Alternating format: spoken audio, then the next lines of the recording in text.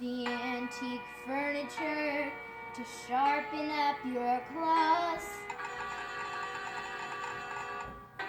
You can lacerate the cushions if you're ever stuck indoors. You can dig up all the flowers from the freshly planted beds. And with articles of clothing, it's okay to pull some thread. But I remember as a kindergarten kitten, one phrase that left me singularly smitten.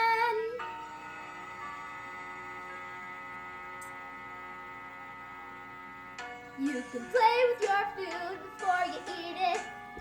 You can chivvy your chow before you chew. You can play with your food, you can't beat it.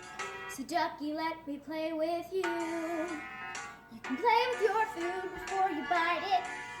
You can toy with your tuck before the crunch. You can play with your food, why fight it? It's a crazy little game.